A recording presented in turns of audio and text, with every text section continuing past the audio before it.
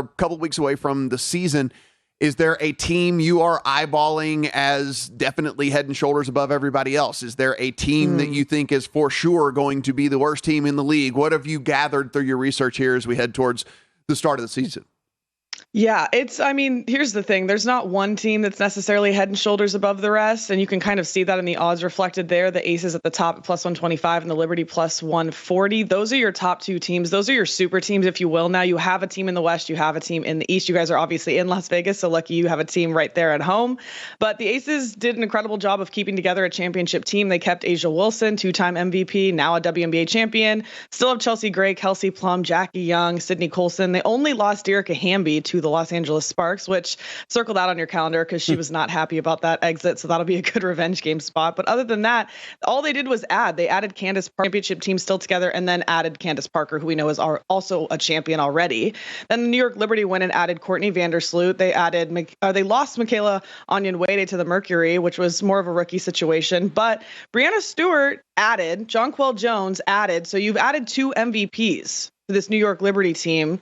To the point that I'm playing WNBA fantasy this year, and I got the first pick, and I don't know what to do with it because these players are on these super teams now. I'm like, do I take Brianna Stewart? Do I take Asia Wilson? But they're surrounded by such an incredible supporting cast now. So those are the top two teams, head and shoulders definitely above. But for me, the team I have my eye on too is the Washington Mystics, who quietly went through the season last year. Elena Deladon, they didn't add a ton. They didn't lose a ton this year. And we're the only team that beat the Aces both times in the regular season and just kind of had some bad luck in playoffs. So the Mystics are also in my vision as well, and that's why they're sitting there at the third odds at 16 to 1. You're taking a 16 to 1? I'm doing it. I don't want one of the short. I'm doing it. Mystics.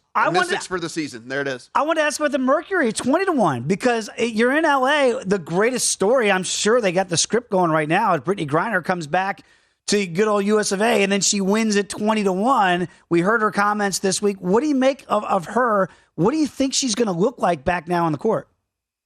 One more time. Sorry, Dave. I'm having trouble hearing you. Oh, no problem. The Mercury at 20 to 1. I know that the script would be written in Hollywood if they were to win in her return from Russia back to Phoenix. What do you expect out of Brittney Griner, and what do you expect then out of the Mercury? Well, the Mercury overall are interesting, the pieces they've sort of added. And also, as Brittney Griner pointed out, the fact that she basically has a walking fossil on her team. This is an older team here with Diana Taurasi refusing to retire. Brittney Griner coming back. I think that they have all the pieces that they need to be a competitive team. We know how dominant Brittney Griner can be, but also in the last season we saw her play. Her team fell short in the championship games, and it was partially due to her play. So we're set up for a comeback here. I think we're all rooting for it, but the Mercury are kind of in the mix in the middle there of what is it going to look like with BG back. So we get this kind of log jam then of teams as far as the odds go. Sky, Sun, Wing, Lynx, they're all 30, 35-ish, and then Storm, Sparks, Dream are all sitting at 40. Looks like the Fever are the worst team in the league here, which I'm not just, but all the rest of those teams. I don't know if that's true anymore. Really? Can you talk me into an 80 to 1 on the Fever then? Maybe. Of those teams that are all kind of bunched together, Sky, Sun, Wings, Lynx, Storm, is there a team that you like out of that middling bunch that wouldn't surprise you if they're in the mix? Let's do process of elimination here. I don't think the Sky are going to be competitive enough to be in these championship odds here. The Sun, possibly. The Wings are a really interesting, weird situation because they basically grabbed a bunch of guards and a bunch of shooters, and they already had that. So we're thinking there's only so many possessions. Who's actually going to be shooting this ball? The Wings don't really have a cohesive mix of players. Like, I don't know who they're going to throw out there to start. So that one's really a wild card. The Lynx are interesting at 35 to 1. Well-coached team.